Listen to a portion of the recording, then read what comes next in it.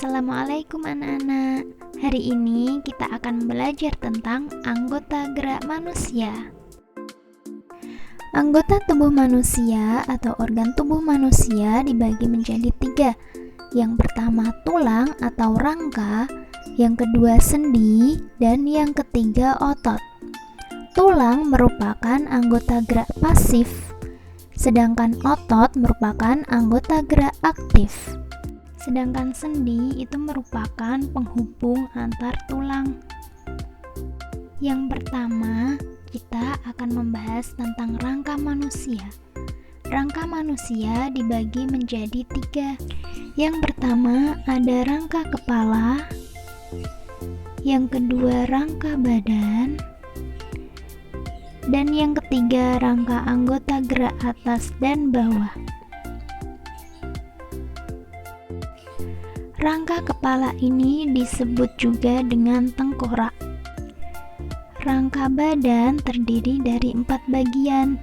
Yang pertama ada tulang punggung, yang kedua ada tulang rusuk dan tulang dada, yang ketiga ada tulang panggul atau gelang panggul, dan yang keempat ada tulang bahu atau gelang bahu. Sedangkan rangka anggota gerak itu ada 2. Rangka anggota gerak atas berupa tangan, dan rangka anggota gerak bawah berupa kaki. Oh iya, kalian harus tahu fungsi rangka manusia. Yang pertama, sebagai tempat melekatnya otot. Jadi, rangka-rangka atau tulang manusia itu tempat melekatnya otot-otot sehingga bisa membuat kalian bergerak. Yang kedua, melindungi organ tubuh yang lunak. Misalnya, tengkorak melindungi bagian otak dan mata, kemudian tulang rusuk melindungi paru-paru dan jantung. Yang ketiga, menguatkan tubuh atau mengukuhkan tubuh. Manusia dapat berdiri dengan tegak karena dia mempunyai tulang kaki dan tulang belakang yang membuatnya bisa berdiri dengan kokoh.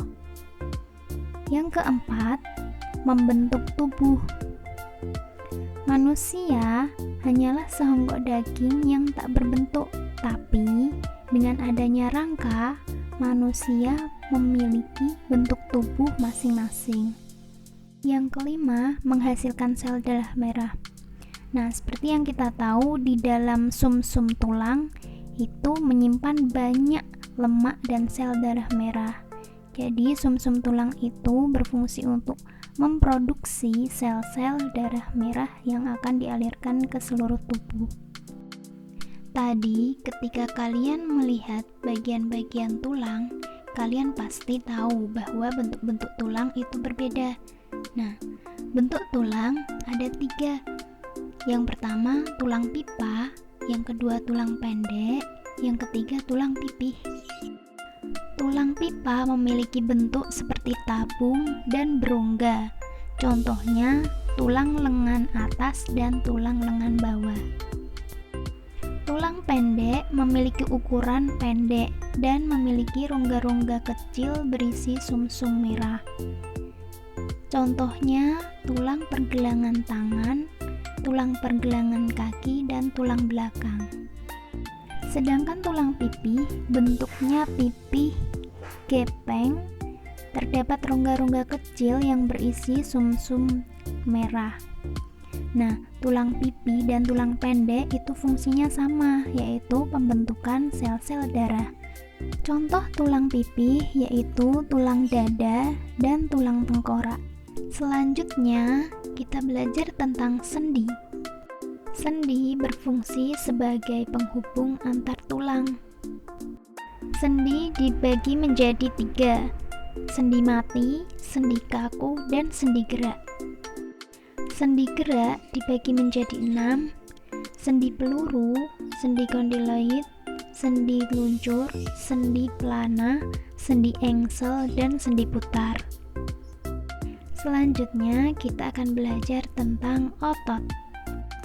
Fungsi otot ada 3. Yang pertama menjalankan perintah otak, Yang kedua, menggerakkan jantung. Yang ketiga, mengalirkan darah. Otot dibagi menjadi 3. Yang pertama ada otot polos, yang kedua otot lurik, dan otot jantung. Nah, bisa kita lihat gambarnya, otot polos, otot lurik, dan otot jantung. Otot polos ini memiliki satu inti sel yang ada di tengah, bekerja di luar kesadaran, gerakannya lambat tapi tidak mudah lelah. Nah, otot polos ini contohnya ada di usus dan saluran pencernaan, kemudian ada di peredaran darah.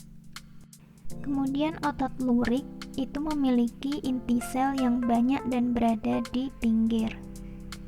Otot lurik ini gerakannya secara sadar, kemudian gerakannya cepat tapi mudah lelah.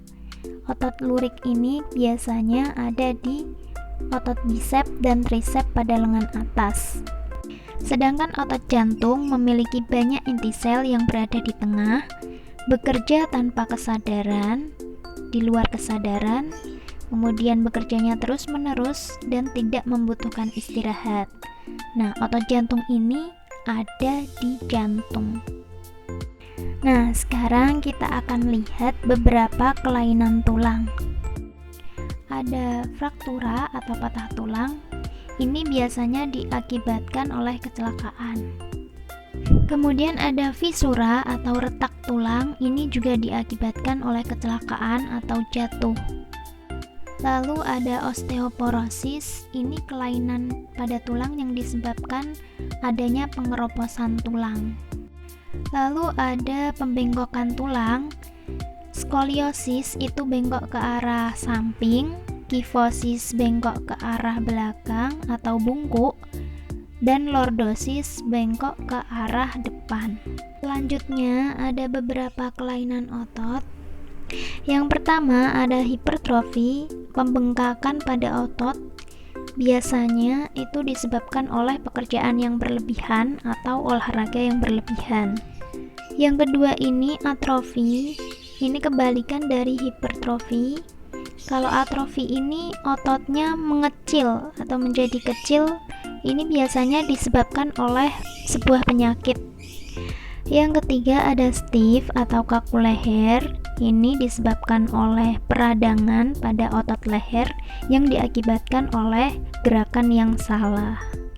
Yang terakhir ada tetanus. Tetanus ini kejang otot yang disebabkan oleh bakteri yang masuk melalui luka yang ada. Nah, sekarang bagaimana cara mencegahnya? Yang dapat kita lakukan agar terhindar dari kelainan-kelainan atau masalah-masalah tulang dan otot, yang terpenting adalah menjaga kesehatan tulang dan otot.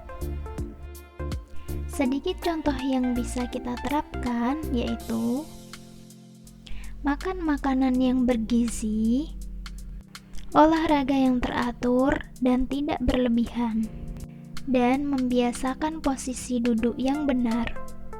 Jadi, apakah kalian sudah paham tentang anggota gerak pada manusia? Semoga bermanfaat ya. Terima kasih.